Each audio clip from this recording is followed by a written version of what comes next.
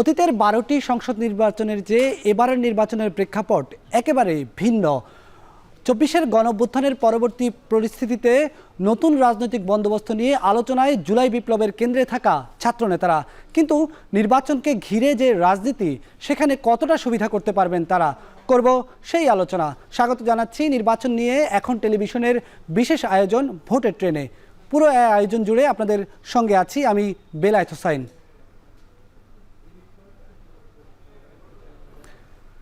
আজকের রাজনৈতিক আলাপনেও নির্বাচন নিয়ে কথা বলেছেন বিএনপি নেতারা। ভোট নিয়ে জামাতের কোনো বক্তব্য নেই আজ। এদিকে শিক্ষার্থীদের সাথে মত বিনিময় করেছে নির্বাচন ব্যবস্থা সংস্কার কমিশন। সরকারি বেসরকারি মিলে ৫১টি বিশ্ববিদ্যালয়ে প্রায় ২ শতাধিক শিক্ষার্থী সেখানে উপস্থিত ছিলেন। মত বিনিময়ে সবাই অংশ নিয়েছেন বৈষম্য বিরোধী ছাত্র আন্দোলনের নেতারাও। এই বিষয়ে আলোচনা করতে স্টুডিওতে ডেকে নিচ্ছি সহকর্মী আজহার লিমনকে। আজহার লিমন, আপনি জানেন যে আজকে নির্বাচনকে ঘিরে বড় রাজনৈতিক দলগুলো সরাসরি কোনো বক্তব্য দেয়নি, কিন্তু আমরা দেখেছি নির্বাচন ব্যবস্থা সংস্কার কমিশনের সঙ্গে বৈষম্য বিরোধী ছাত্র আন্দোলনের নেতারা সহ ৫১টি সরকারি বেসরকারি বিশ্ববিদ্যালয়ের শিক্ষার্থীরা অংশ নিয়েছেন। তারা বেশ কিছু প্রস্তাবনা দিয়েছেন, নিশ্চয়ই সেই প্রস্তাবনাগুলো আপনি জেনেছেন, একটু আপনার মুখ থেকে শুনতে চাই। না, তারা যেহেতু তাদের নেতৃত্বে একটা বড় গণঅভ্যুত্থান সংগঠিত হয়েছে, বাংলাদেশের ইতিহাসের সবথেকে প্রভাবশালী একটি গণঅভ্যুত্থান বলা হচ্ছে, তো তারা এখন আসলে রাজনীতির একটা প্রভাবশালী অংশই হয়ে উঠেছে। আজকে তারা যে বিষয়টা চাচ্ছে যে তারা এই নির্বাচনেরও একটা নতুন বন্দোবস্ত চায়। প্রধানত তারা যে দাবিগুলো করেছে তার মধ্যে আমরা দেখতে পাচ্ছি যে তারা রাষ্ট্রপতির যে নির্বাচনটা সেটিও চাচ্ছে যে একদম নির্বাচনের মাধ্যমে, অর্থাৎ এই গণমানুষই সরাসরি রাষ্ট্রপতিকে নির্বাচিত করবেন, যেটি আমাদের বর্তমান সংবিধান বা যেটির প্রচলন এখন পর্যন্ত হয়ে আছে, যে প্রথমে একটি সংসদ গঠিত হয় এবং ওই সংসদ থেকে কিন্তু রাষ্ট্রপতি নির্বাচিত হয়, এবং যেটি দেখা যায় যে সবসময় ওই সংসদে যারা সংখ্যাগরিষ্ঠ হন তাদেরই নির্বাচিত রাষ্ট্রপ্রধানের ক্ষমতায় যান। এটা একটা ব্যাপার। আবার রাষ্ট্রপ্রধান যিনি, এটি বলা যায় যে সাংবিধানিকভাবে সব থেকে শীর্ষ পদ, কিন্তু এখানেও ক্ষমতার একটা ভারসাম্য, এটার কথাও কিন্তু এই ছাত্র জনতা বা এই ছাত্ররা তারা কিন্তু বলছে। এখানে একটা বিষয় গুরুত্বপূর্ণ, যেটি আপনি আপনার আলোচনার শুরুতেই আসলেন, যে বাংলাদেশের যে রাজনীতি তাতে আসলে এই মানুষের আলাপ আলোচনা বা চেতনা কিংবা কোনো আন্দোলন সংগ্রামে অংশ নেওয়ার যে একটা রাজনীতি, ভালো কথা বলার রাজনীতি, এবং এর সমান্তরালে ভোটের রাজনীতি বলতে কিন্তু একটা প্রপঞ্চ আছে। তো ভোটের রাজনীতিতে বাংলাদেশের যতগুলো ভোট হয়েছে তাতে কিন্তু দেখা যায় যে বাংলাদেশের অনেকগুলো দল, আপনি ভালো জানবেন, হয় 40টির বেশি দল, নিবন্ধন পাওয়া দল আছে বাংলাদেশে, কিন্তু বারবারই দেখবেন যে ক্ষমতায় প্রধান 2 থেকে 3টি দলে কিন্তু সবসময় বাংলাদেশ রাষ্ট্র পরিচালনার দায়িত্ব পালন করেছেন বা সরকার গঠন করেছেন। তো এই ভোটের রাজনীতির ক্ষেত্রে একদম কেন্দ্র থেকে তৃণমূল পর্যন্ত যে একটা দূরত্ব আছে, সেই জায়গায় অন্যান্য যে দল, বিশেষ করে এই যাদের বিরুদ্ধে গণঅভ্যুত্থান হয়েছে এবং সর্বব্যাপী পলায়ন ঘটেছে আওয়ামী লীগের, সেটি এবং বিএনপি ভোটের রাজনীতিতে একটা বড় স্টেক হোল্ডার, এরপরে জামাত আছে, জামাত ইসলামী আছে, এবং অন্যান্য দলগুলো, তাদের কিন্তু সংসদে অংশগ্রহণ একদমই তুলনামূলকভাবে অন্যান্য দলের থেকে খুবই কম। তো সেই জায়গায় এই ছাত্রদেরও কিন্তু একটা দাবি আছে যে সংখ্যানুপাতিক একটা অংশগ্রহণ চাওয়া হয় কিনা। এখানে যেটি গুরুত্বপূর্ণ সেটি হলো যে এই ছাত্ররা এই ভোটের রাজনীতিতে আসলে কতটা ভালো করতে পারবে, সেটি কিন্তু একটা বড় চ্যালেঞ্জ হয়ে দাঁড়িয়েছে। বিশেষ করে এখানে অনেকগুলো সমীকরণ সামনে এসেছে। সেটি হলো যে এই ভোটের রাজনীতিতে ছাত্ররা ভালো করতে পারার অন্যান্য দলগুলোর থেকে, যে আওয়ামী লীগ এবং বিএনপির বাইরে অন্যান্য দলগুলো যেভাবে ভালো করতে পারেনি, তাদের সঙ্গে এই ছাত্রদের একসঙ্গে মিলিত হবে কিনা, একই কাতারে একইভাবে বিবেচনা করা হবে কিনা, সেই প্রশ্নটি কিন্তু আসছে। কিন্তু এখানে আবার কিছু সম্ভাবনাও দেখা দিয়েছে। এর কারণ কিন্তু সেই গণঅভ্যুত্থানটি, কারণ এই বিভিন্ন যে রাজনৈতিক দল তারা একটা দীর্ঘ সময় আন্দোলন সংগ্রাম করেছিল এই যেই সরকারটির পতন হয়েছে পতিত আওয়ামী লীগের বিরুদ্ধে, তাদের একটা সফল গণঅভ্যুত্থান, তাদের যে আকাঙ্ক্ষা সেটি কিন্তু পূরণ হয়েছে এই যে গণঅভ্যুত্থানে যারা এই বৈষম্য বিরোধী ছাত্র আন্দোলন প্ল্যাটফর্মটির মাধ্যমে। এবং এইখানে যেহেতু ছাত্ররা সচেতন, এবং বাংলাদেশের রাজনীতিতে মহান মুক্তিযুদ্ধ সহ সব জায়গাতেই ছাত্ররা যেহেতু 52 ভাষা আন্দোলন আমরা ধরতে পারি, ছাত্ররা যেহেতু সব জায়গার একটা নেতৃত্ব দিয়েছে, কাজে এইখানে তাদের মানুষ কতটা গ্রহণ করবে সেটি কিন্তু হিসাবের একটা সেই অপেক্ষা করতে হবে।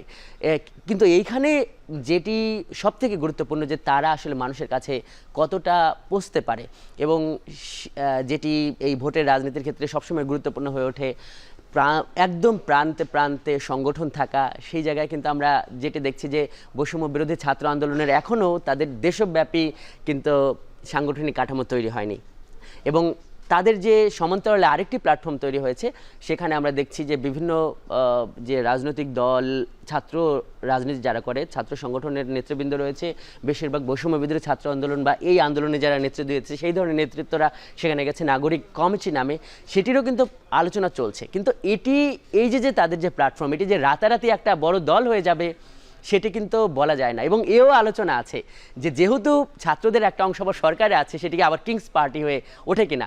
তো এরকম নানান ব্যাপার আছে।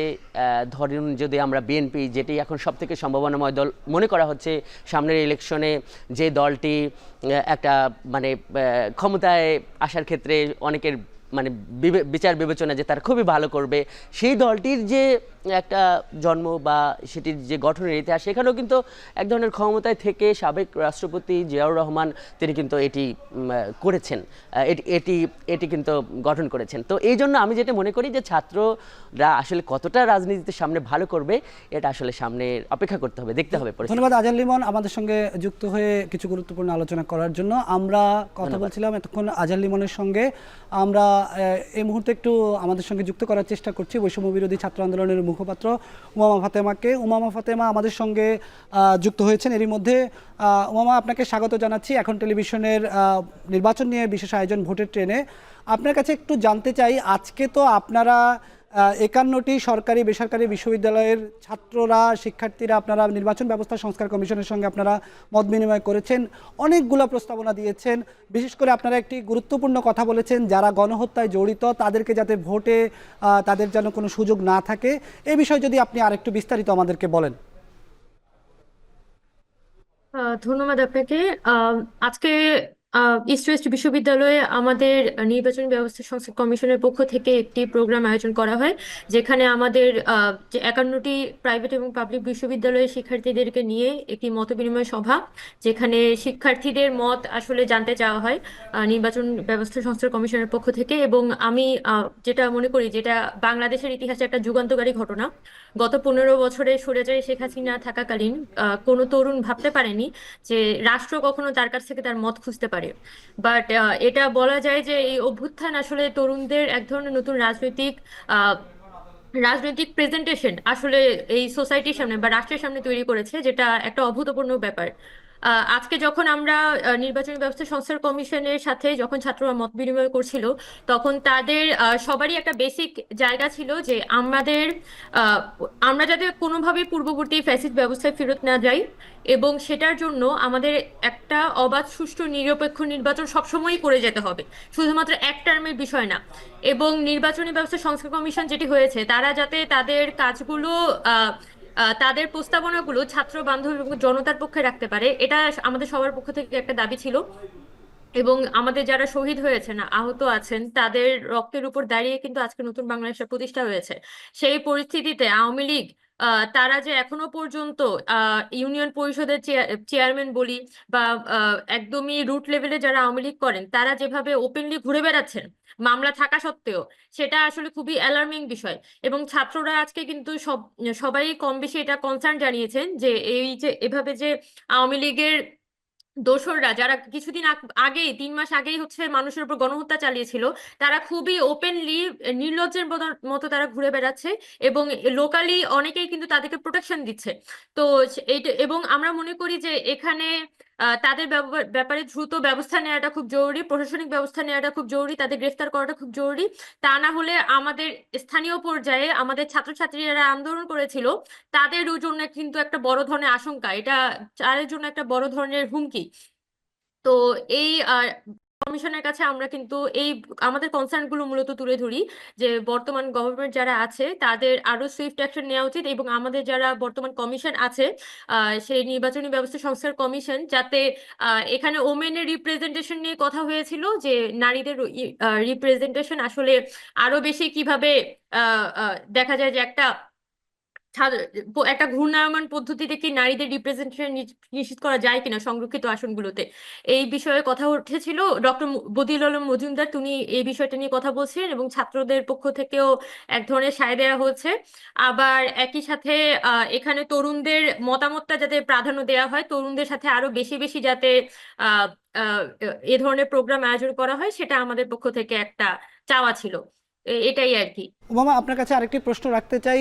একটি আলোচনা বাংলাদেশের রাজনীতির মাঠে সবসময় হয়ে থাকে, প্রত্যেকটা নির্বাচনকে ঘিরে কিংস পার্টির একটা আলোচনা হয়ে থাকে। অন্যদিকে আপনারা যারা বৈষম্য বিরোধী ছাত্র আন্দোলনের নেতৃত্ব পর্যায়ে ছিলেন, আপনারা নতুন রাজনৈতিক বন্দোবস্তের কথা বলছেন। আজকে নির্বাচন ব্যবস্থা সংস্কার কমিশনকে আপনারা অনেকগুলো প্রস্তাবনা দিচ্ছেন। এই যে একদিকে কিংস পার্টির আলোচনা, অন্যদিকে জাতীয় নাগরিক কমিটি এবং আপনারা সহ নতুন রাজনৈতিক বন্দোবস্তের কথা বলছেন, এখানে কিংস পার্টি এবং রাজনৈতিক বন্দোবস্ত, সেখানে আপনাদেরকে আলাদা করা যাবে কিভাবে, যদি একটু বলেন। আমরা তো বৈষম্যবিরোধী ছাত্র আন্দোলনের পক্ষ থেকে এখনো পর্যন্ত কোনো নতুন দল করার ব্যাপারে সায় দিইনি। আমরা বলেছি যে যদি ভবিষ্যতে এখানে ছাত্ররা রাজনৈতিক দল করতে চায় তাহলে সেটা করতে পারে, কিন্তু আমাদের যে বৈষম্যবিরোধী ছাত্র আন্দোলন প্ল্যাটফর্মটি আছে সেটা একটা অভ্যুত্থানের প্ল্যাটফর্ম এবং অভ্যুত্থানের আকাঙ্ক্ষাকে রক্ষা করাই আমাদের দায়িত্ব। আপনারা যদি বর্তমানে আমাদের কাজগুলো দেখেন, আমাদের অ্যাক্টিভিটিস গুলো দেখেন, তাহলে বুঝতে পারবেন যে আমরা আসলে অভ্যুত্থান পরবর্তী সময়ে দেশের মধ্যে যে নানান ধরনের অস্থিতিশীলতা চলছে সেটাকে মিটিগেট করা, সব পক্ষকে একত্রিত রাখা, এটার উপরে কিন্তু আমরা সর্বোচ্চ ফোকাসটা করছি। এবং রাজনৈতিক দলের বিষয়ে আমরা কিন্তু এখনো পর্যন্ত ওই ধরনের কোনো বক্তব্য দিয়ে নেই যে আমরা পলিটিক্যাল পার্টি করতে যাচ্ছি কিনা। তো অনেক জায়গা থেকে এই ধরনের কথাগুলো আসছে যে পলিটিক্যাল পার্টি গড়ে তোলার ব্যাপারে। তবে আমরা যেটা মনে করি যে আমাদের দেশের স্বার্থে, জনগণের স্বার্থে যে কাজগুলো এই মুহূর্তে করা উচিত, সময়ের দাবি, সেটাই সেই ব্যাপারগুলোতেই আমরা বেশি ফোকাস করি আর কি। এখন আহ আপনি যেটা বলছেন যে এটা কি কিংস পার্টি হতে পারে কিনা, নির্বাচন আমরা নিয়ে রাজনীতির মাঠে কি কি আলোচনা হয়েছে জানাবো, সেটিও। তবে নিচ্ছি ছোট্ট একটি বিরতি।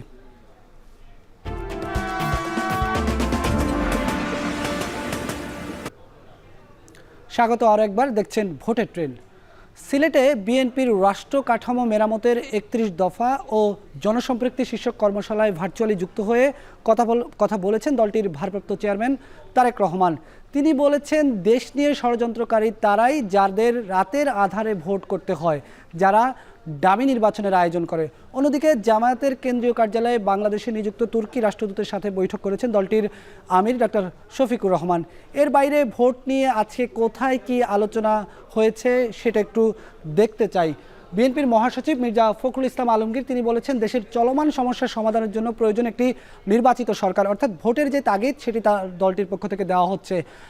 একইভাবে গণহত্যায় জড়িত দল যাতে ভোটে অংশ নিতে না পারে, সংস্কার কমিশনকে শিক্ষার্থীদের প্রস্তাব দেওয়া হয়েছে, সেটি কিছুক্ষণ আগে আমাদের সঙ্গে যুক্ত হয়ে যেটি বলেছেন উমামা ফাতেমা। আর ধর্ম উপদেষ্টা আজকে বলেছেন, ভোটার তালিকা হালনাগাদ হলেই নির্বাচনের তারিখ ঘোষণা হবে। আর এনডিএম-এর চেয়ারম্যান ববি হাজ্জাজ বলেছেন, নির্বাচন কমিশনকে দ্রুত জাতীয় নির্বাচনের রোডম্যাপ দিতে হবে। এই ছিল আজকের রাজনৈতিক আলাপন। আমরা নিচ্ছি আরেকটি বিরতি, ফিরে এসে জানাবো সংসদীয় আসনের পরিক্রমা।